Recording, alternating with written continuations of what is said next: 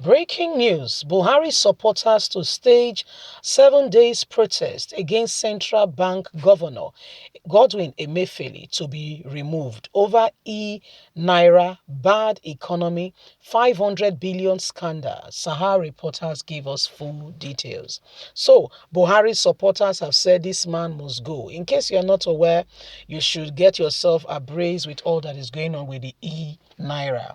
Yeah, this is a new thing Emefiele is introducing, and we all know what is going on that ground.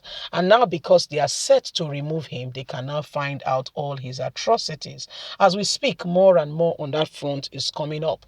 Buhari supporters are set ready to take the bull by the horn, raise out a protest against Emefiele to be removed. Emefiele is one person who himself and the Attorney General of the Federation has been cumbersome with a lot of atrocities. If you talk about injustice, if you talk about scandals, if you talk about lies, if you talk about theft, if you talk about fraud, describe it left, right, and center.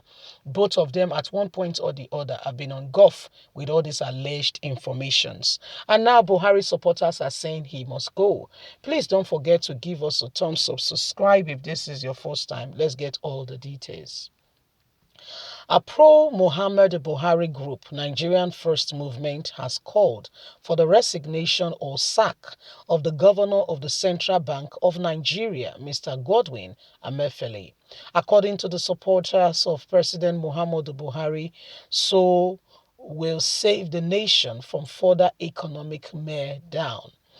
The group coalition August coordinator Augustine Richard in a statement said the last introduction and subsequent launch of the digital currency e-Naira by Emefiele is the final nail in the country's already doomed economy. Since the release of the e-Naira, the app has received negative review from Nigerians who were disappointed with the tedious registration processes as part of the requirement. The group also urged the CBN governor to resign over his alleged inability to stabilize the country bleeding economy.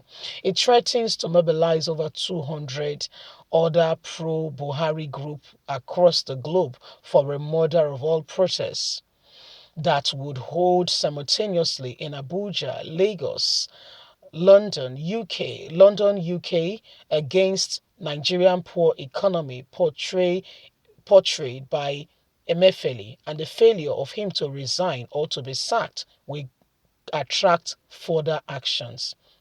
Emefiele may have made history as the only governor to be reappointed for a second tenure in office since the nation's return to democracy rule. However, he is best known for surrounding much of the bank independence running in military policies that had recorded negative impact on the country grossly.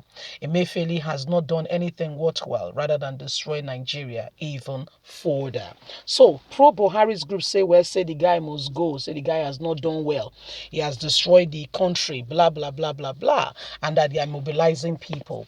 I'm glad that they are mobilizing people. Fair enough, that's fine. What about security? Not be there alive, go spend money, go use e-money. The pro-Buhari group, I just find, by the way, disclaimer, we are not supporting Emefiele, okay? If you want to talk about people who allow Nigerians to suffer, allow things to happen in their very eyes when they can do something, these people with the position that they've been given do not know that they stand a great chance to ensure difference in society, yet they do nothing about it. So, we are not supporting Emefiele, preaching for him or whatever the case may be. However, pro-Buhari's group, what is your real motive?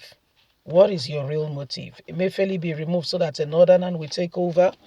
My dear, you have to understand this country. Look at what is happening to our very own Mrs. Odili Mary. Next to the very top in judiciary in this country, Mohammed Tako. She's the very next person to him. And he's retiring very soon. But guess what? The North is already planning and putting things in place to ensure that she does not get to that position. What are they doing? Will you call it a threat or will you call it an intimidation where her home has been raided? And when you look at the whole thing, you understand exactly what we are talking about. Nigeria today, the government and all that is happening clearly shows to us that this administration is surrounded with a lot of mystery, mystical mystery, and this mystery is not a good one. Evil mysteries. Look at the number of people. Now you can understand what happened to Mazi Nnamdi Kanu in 2017 when he had to leave the country by hook or by crook. However way he had to leave. What happened? Mazi Nnamdi Kanu's home was raided. Please go and investigate. His life was in danger. They came with armed, it was God that literally saved him. You don't understand what's going on in this country. They are ready to do and undo. They can go at any length, at any time to do whatever.